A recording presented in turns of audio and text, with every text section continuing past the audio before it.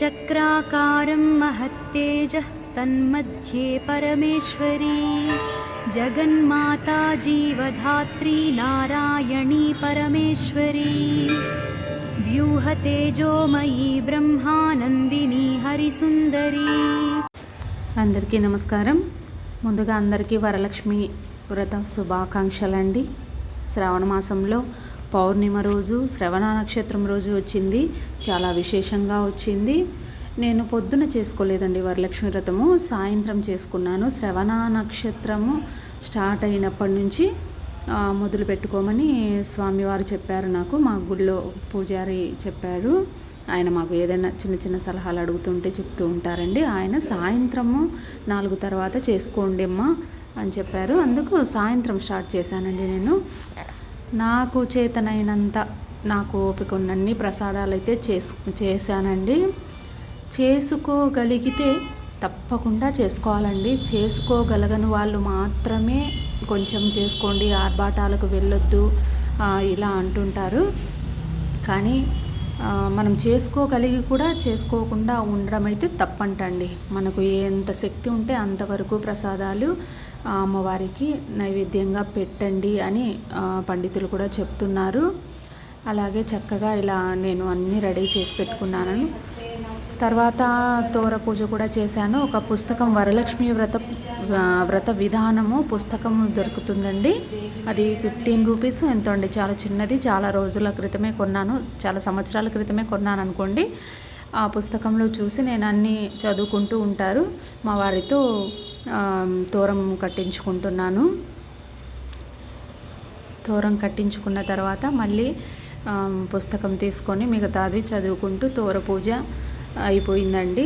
చక్కగా ప్రసాదాలు చేసుకున్నాను, హాల్లోనే అమ్మవారిని తయారు చేసుకున్నాను। అమ్మను కలశాన్ని 2 హాల్లోనే చక్కగా పెట్టుకొని కూర్చొని పూజ చేసుకుందాం అనుకున్నామండి, కాకపోతే కుదరలేదండి। కొంచెం ఓపెన్ ప్లేస్ మాకు కార్నర్ అయిందాన గాలి ఎక్కువగా వస్తుందండి, ఇటు పడమటి కిటికీ నుండి గాలి ఎక్కువ వస్తుంది, దీపాలు కొండెక్కుతాయేమో పూజ చేసేటప్పుడు, ఏదైనా డిస్టర్బెన్స్గా ఉంటుంది, అందులో తలుపు దగ్గరే కదా అనేసి కొంచెం అమ్మవారిని రెడీ చేశాను, కానీ అక్కడ సెట్ అవ్వలేదు, కలశానికి దానికి సెట్ అవ్వలేదు। అందుకనేసి దేవుడి మందిరంలోనే కొంచెం విశాలంగా ఉంది కదా, దేవుడి మందిరంలోనే కలశాన్ని ఏర్పాటు చేసుకున్నాను, ప్రసాదాలను ఏర్పాటు చేసుకున్నానండి। తర్వాత స్వామి అమ్మవారికి కలశ పూజ, ఫస్ట్ గణపతి పూజ చేసుకున్నాను। చిన్న తాంబూలంలో గణపతిని తయారు చేసుకున్నాను, పసుపు గణపతి, తర్వాత తోరం 9 పోగులతో 9 ముళ్ళు వేసి తోరాలు కూడా తయారు చేసుకున్నానండి। అది కూడా ముందు గణపతి పూజ పూర్తి చేసుకున్న తర్వాత తోర పూజ, తర్వాత అన్నీ ఒకటి తర్వాత ఒకటి పుస్తకంలో ఉన్నట్టు చదువుకుంటూ వస్తున్నానండి। తర్వాత అష్టోత్తరము, తర్వాత వరలక్ష్మి వ్రత విధానం అంతా పుస్తకంలో నీట్గా ఉందండి, కథ కూడా చదువుతున్నాను। నా శక్తి ఉన్నంత వరకు నేను ప్రసాదాలు అయితే మాత్రం నేను చేసుకోగలిగినంత ఓపికగా ఉన్నంత వరకు చేసుకున్నానండి। 9 ప్రసాదాలు అవ్వాలనేసి ట్రై చేశాను, చేసుకున్నానని అనుకుంటున్నాను, అన్నీ రెడీగానే చేసుకున్నాను అమ్మవారికి। తర్వాత ఒక చీర, రవికల గుడ్డ అది కూడా తెచ్చిపెట్టుకున్నానండి। తర్వాత కథ అయిపోయిన తర్వాత మంగళహారతి ఇచ్చుకున్నాను। హారతి ఇచ్చిన తర్వాత ఎలాగో పిల్లలు, మా హస్బెండ్ ఇంట్లోనే ఉంటారు కదా, ఈవినింగ్ టైం కాబట్టి కొంచెం ఇంట్లోనే పెట్టానండి, పూజ దగ్గర ఉండాలనేసి। నేనైతే ఇంకా అక్కడ కొంచెం నిలబడి కూర్చొని చదువుతున్నాను, పొద్దున్నుండి ఉపవాసంలో ఉన్నానండి, ఉపవాసంలో ఉండి చేస్తేనే మంచిది అన్నారు, లేకపోతే మీకు శక్తి లేకపోయి ఉండలేను అంటే అల్పాహారం ఏదైనా చపాతీ లాంటివి అలాంటివి అయితే తినొచ్చంట, పండ్లు పలహారాలు ఏదన్నా ఉంటే పండ్లు పాలు అలా కూడా తీసుకోవచ్చంట। నేనైతే ఉండగలనండి, సంకష్టకు ఇలా ఏకాదశికి చేసే అలవాటు ఉంది కాబట్టి నేనైతే ఉపవాసం అయితే ఉండగలనండి, నాకు ఎలాంటివి కళ్ళు తిరగడం కానీ ఇలాంటివి ఎలాంటి ఇబ్బంది ఉండదు। అందులో అమ్మవారిని చేసుకొని పూజ పూర్తి చేసుకోవాలనే హడావిడిలో అసలు తిన్నానో లేదో కూడా గుర్తులేదండి। ఎలాగైనా సరే వరలక్ష్మి వ్రతాన్ని చాలా చక్కగా చేసుకోవాలి, ప్రతి సంవత్సరం చేసుకుంటున్నాను కదా, చాలా బాగా చేసుకోవాలనేసి అమ్మవారిని ఫస్ట్ టైం అయితే నిలబెట్టుకోవడం ఫస్ట్ టైమేనండి, చీర కట్టి కాకపోతే ఇంకా బాగా కుదరలేదనే అనుకుంటున్నాను. కుదరలేదు, ఆ టైంలో అలా సెట్ అయిపోయింది. కాకపోతే హాల్లోనే ఇంకొంచెం బాగా చేసుకోవాలనుకున్నాను, కానీ ఈ సంవత్సరానికి ఇలా కానీ చేశానండి. ఇంకా కాసు బంగారు రూపు ఏదన్నా పెట్టుకోవాలంటారు కదా, దాని గురించి అయితే మాత్రం నేనైతే చెప్పనండి. ఎందుకంటే ఎవరి శక్తిని మించి వాళ్ళు, ఎవరి శక్తి కొద్దీ వాళ్ళు చేసుకుంటారు. నేను వరుసగా ఒక 5 సంవత్సరాలు కాసును తెచ్చుకున్నానండి. 5 కాదు 4 సంవత్సరాలు కాసును తెచ్చుకున్నాను. తర్వాత కొంచెం ఇది అయిపోతూ కొంచెం పెద్దవాళ్ళు కాలం చేయడంతో మా వైపు అటువైపు కొంచెం ఈ రూపును తగ్గించుకుంటూ చిన్నగా చేసుకుంటూ వచ్చాను. ఈ సంవత్సరం అయితే బంగారు కొండెక్కి ఉంది. ఇంకా కాసు జోలికి గోల్డ్ జోలికి పోలేదండి. తర్వాత పూజ అంతా అయిపోయిన తర్వాత మా ఆయనతో ఆశీర్వాదం ఇప్పించుకున్నాను. మా ఇంటి దగ్గరనే ఉన్న ముత్తైదులు అందరూ ఆ టైంలోనే పూజ చేసుకుంటున్నారు కాబట్టి మనం పిలిచిన టైంకు ఒక్కొక్కరుగా వస్తున్నారు, కానీ అందరూ ఒకసారి రాలేదండి.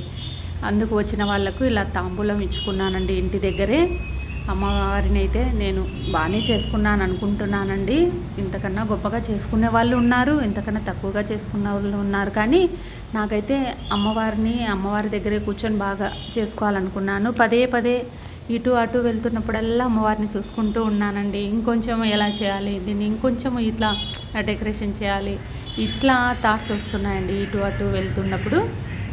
కలశాన్ని అయితే కదపలేదండి, శుక్రవారం కదా కదపలేదు. మరుసటి రోజు శనివారము పౌర్ణమి కూడా ఉంది, అందులో శ్రవణ నక్షత్రము స్వామివారికి కూడా మంచిదే కదా, అందుకనేసి శనివారం కదిపినా పర్వాలేదు కదపచ్చు అని చెప్పారండి. శనివారం ఉదయం మళ్ళీ ఏదో చిన్నగా పూజ చేసేసుకొని తర్వాత మీరు ప్రసాదం ఏదైనా చేయగలిగితే చేసి పెట్టండి, లేదంటే పండ్లు తాంబూలము అమ్మవారికి ఇచ్చి కొంచెము అమ్మవారికి కొద్దిగా పూజ చేసుకొని మనము రోజు చేసుకున్నట్టే అండి, మళ్ళీ సపరేట్గా ఏమని లేదు. కానీ మీకు వస్తే అష్టోత్తరం చేసుకోండి, నష్టమేం లేదు.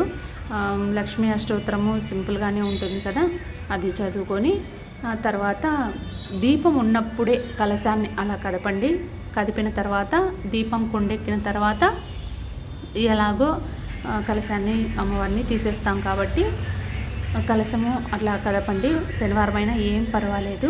నేనైతే పుస్తకంలో ఉన్నట్లే ముందు కలశంలో అయితే నీళ్లు పోసి చేసేదాన్ని, కానీ మర్రి చిగుర్లు తెప్పించానండి. కలశం మీద మీరు చూస్తున్నారు కదా, మర్రి చిగుర్లు కలశం లోపల బియ్యాన్ని నింపానండి. ఫస్ట్ టైం ఇలా చేస్తున్నాను నేను. బియ్యం నింపి తర్వాత ఇలా వ్రతకథలో ఎలా ఉందో అలాగే అని చేయాలనేసి అలా చేశానండి. ప్రతి సంవత్సరం నేనైతే కలశంలో నీళ్ళే వేసేదాన్ని, కానీ ఈ సంవత్సరం ఒకటి అలా చేశాను చూద్దామని.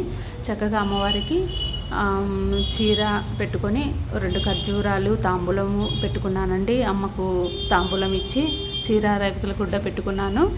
ఈ చక్కగా బుజ్జి ఏనుగులు ఉన్నాయి కదా వైట్వి, కొంచెం క్లాత్ అలా కట్ చేసి అందులో దానిపైన అలా పెట్టానండి. కానీ టైం సెట్ అవ్వలేదండి డిజైన్ చేసుకోవడానికి, కొంచెం టైం తీసుకొని ఉంటే బాగుండేది. నా పనికి నాకు ఇంట్లో కొంచెం బిజీగా చెప్పాను కదండి, టైలరింగ్ సెక్షన్లో ఉంటాను కాబట్టి నేను కొంచెం బిజీగానే ఉంటాను. నాకు ముందు రోజు కూడా టైం దొరకలేదండి, అంతా బిజీ అయిపోయింది. ఈ కలశంలో కూడా కృష్ణయ్యని కూడా పెట్టుకున్నాను చూడండి. చిన్న కృష్ణయ్య విగ్రహం నా దగ్గర ఉంది కదా, అందులో లక్ష్మీదేవి అమ్మవారు ఉంది, అటు ఇటు చిన్న ఏనుగులు కూడా ఉన్నాయి. కలశం ముందే అవి కూడా పెట్టుకొని చక్కగా పూజ చేసుకున్నానండి. ఇదండి ఈ సంవత్సరము వరలక్ష్మి వ్రతాన్ని ఇలా జరుపుకున్నాను. వచ్చే సంవత్సరము ఈ వరలక్ష్మి వ్రతాన్ని ఇంకొంచెం గొప్పగా చేసుకోవాలి, ఇంకొంచెం బాగా చేసుకోవాలనే ఆశ అయితే ఉంది. చూద్దామండి అమ్మవారు ఎలా దీవిస్తుందో ఏం చేస్తుందో చూద్దాం. ఇంకొంచెం బాగా గ్రాండ్గా చేసుకోగలను అని అనుకుంటున్నాను. ఆశీర్వాదం అండి, అమ్మ ఆశీర్వాదం. చూద్దామండి. ప్రసాదాలకు హడావిడి పడిపోకండి, టెన్షన్ తీసుకోకండి. చక్కగా పొంగలి పెట్టండి. అంటే పెసలు కాదండి, పెసరపప్పు, బియ్యము, పెసరపప్పు, జీలకర్ర, కొంచెం పసుపు, ఒక చిటికెడు పసుపు, సరిపడా ఉప్పు వేసి నైవేద్యం వండేసి పులగమండి. ఈ పులగాన్ని పైన గిన్నె పైన కొంచెం బెల్లం ముక్క పెట్టి నైవేద్యం సమర్పించండి. మీరు నిండు భోజనం పెట్టినంతనే అవుతుందంటండి పులగాన్ని సమర్పిస్తే. ఇదైతే సింపుల్గా అయిపోతుంది కదండి. కాకపోతే అమ్మవారికి చాలా ఇష్టమైనది పాల పరమాన్నం కదా. మీకు ఓపిక ఉంటే పాలల్లో ఒక గుప్పెడు బియ్యం వేసి చక్కగా మరిగించేసి దగ్గరికి వచ్చిన తర్వాత పాయసాన్ని కూడా చేసుకోండి. అది కూడా చాలా మంచిదండి. ఇదిగోండి, మన దగ్గర 2 ఏనుగులు ఉన్నాయండి, తెల్ల ఏనుగులు. అవి ఎప్పుడో తీసుకొచ్చాను, కానీ ఏనుగులు ఇంట్లో ఉంటే మంచిది అని చెప్పారనేసి పింగానివి తెచ్చుకున్నానండి. పింగానివి తెచ్చుకొని ఆ తెల్ల ఏనుగులకి కొంచెం ఏదన్నా రెడ్ క్లాత్, ఇప్పుడు తిరుమల తిరుపతి దేవస్థానాల్లో ఎక్కడైనా ఏనుగులను చూస్తూ ఉంటాం కదా, దేవస్థానంటి ఏనుగుల పైన ఒకటి క్లాత్ కప్పి ఉంటారు చూడండి, జిగేల్మంటూ క్లాత్ కూడా చాలా బాగుంటుంది. అటు ఇటు వీపు పైన కిందికి వేలాడుతున్నట్లు ఉంటుంది కదా. ఇది క్లాత్ ఒకటి చూశానండి నేను. ఈ క్లాత్ కొంచెము ఏమైందంటే ఈ బ్లౌజ్, వేరే వాళ్ళ బ్లౌజ్ పీస్ జస్ట్ కొంచెం అలా మిగిలింది సైడ్లో. చిన్న ఏనుగులే కదా, దాని పైకి సరిపోతాయనేసి ఒక చిన్న పేపర్, ఫస్ట్ అయితే క్లాత్ వేస్ట్ అవుతుంది కదా డైరెక్ట్ కట్ చేస్తే, మన దగ్గర అంత క్లాత్ కూడా లేదు. అందుకనేసి ఒక పేపర్ పెట్టేసి మెజర్మెంట్ లాగా అట్లా తీసుకున్నానండి, ఏనుగు పైన పెట్టేసి అట్లా తీసుకుని కట్ చేసిన తర్వాత ఈ క్లాత్ పెట్టేసి అలా చక్కగా రౌండ్గా కట్ చేశానండి. ముందు కుంభస్థలం పైకి వచ్చేటట్లు, ఏనుగుకు తలకు గ్యాప్ లేదండి, అందుకనేసి అట్లా కుంభస్థలం దగ్గరికి వచ్చేంత వరకు ఒక క్లాత్ను ఇలా పొట్టపైకి, ఇటు అటు పొట్టపైకి వచ్చేటట్టు వీపు మీద నుంచి కిందికి వేలాడేటట్లు అంటే ఒక చిన్న క్లాత్ కట్ చేసుకున్నానండి. ఆ చిన్న క్లాత్ కట్ చేసుకొని ఏనుగుల పైన వేశాను. కానీ కొంచెం బాగుంది అనిపించిందండి, కానీ దాన్ని స్టిక్ చేయలేదు. స్టిక్ చేసిన తర్వాత అంటుకున్నట్లు ఉంటే బాగుండేది, కాకపోతే స్టిక్ చేయకుండా అలా వేసి చూశాను జస్ట్ ఎలా ఉంటుంది ఏంటి అని. బాగా అనిపించిందండి. దాన్ని ఇంకొంచెం ఇంప్రూవ్ చేస్తాను, ఎందుకంటే ఇప్పుడు టైం లేదండి, పూజ స్టార్ట్ అవ్వాలి, వంటలు ఇంకా రెడీ అవుతున్నాయి మెల్లమెల్లగా, అందులో ఉపవాసంలో ఉన్నాను కదా, కొంచెము హడావిడి అయితే ఉంది. ఈ డెకరేషన్లన్నీ చేసుకోవడానికి కొంచెం టైం పడుతుందండి, లేట్ అవుతుంది, టైం పడుతుంది. కాబట్టి జస్ట్ అలా దాని వీపు పైన అట్లా దేవస్థానంలో అమ్మవారి ముందు ఉండాలి కదా, అమ్మవారి ముందు అలా ఉన్నట్లు గంభీరంగా ఉండాలనేసి అలా చేశాను. కానీ అయితే చాలా బాగా అనిపించిందండి. నేను డెకరేషన్ బ్యాక్గ్రౌండ్ కానీ కింద క్లాత్ కానీ ఆరెంజ్ కలర్, అంటే రెడ్ లాంటిది కొంచెం ఆరెంజ్ మిక్స్ అయిన కలరు వేశాను కాబట్టి బ్యాక్గ్రౌండ్లో ఈ ఏనుగుల పైన ఈ రెడ్ క్లాత్ కొంచెం కనిపించలేదండి. ఈ ఎల్లో కానీ వైట్ కానీ వేసి ఉంటే ఆ బ్యాక్గ్రౌండ్కు వీటికి చాలా బాగుండు అనిపించింది. కానీ చాలా అలా వేశాను చూడండి, చాలా చక్కగా అనిపించిందండి. ఇంకో క్లాత్ ఉంది కదా, కొంచెం జస్ట్ అది సైడ్లో కట్ చేసిన పీస్ అండి, బ్లౌజు చంక భాగం కట్ చేస్తాం కదా, అక్కడ కట్ చేసిన పీస్ అండి, జస్ట్ అదే ఉంది, చాలా చిన్న పీస్ ఉంది. దాన్ని అడ్జస్ట్ చేసి చిన్నగా కట్ చేసుకుంటున్నానండి, చాలా చిన్నగా సరిపడా కట్ చేసుకొని అలా చేశాను. 2 ఏనుగులకు అలా పొట్ట పైన వేసి ముందు వైపున చేశాను. దాన్ని కొంచెం క్యాన్వాస్ పెట్టి చేస్తానండి. నెక్స్ట్ ఏదైనా పూజ ఉన్నప్పుడు దాన్ని నీట్గా సెట్ చేసి 2 ఏనుగులను మీకు చూపిస్తానండి. చూడండి ఎంత అందంగా ఉన్నాయో ఏనుగులు, బుజ్జి ఏనుగులు వైట్ క్లాత్ మీద, తెల్ల ఏనుగులు పైన, దాన్ని ఏమంటారో అయితే నాకు తెలియదండి, ఏనుగుల పైన. కానీ చాలా చక్కగా వచ్చాయండి ఏనుగులు.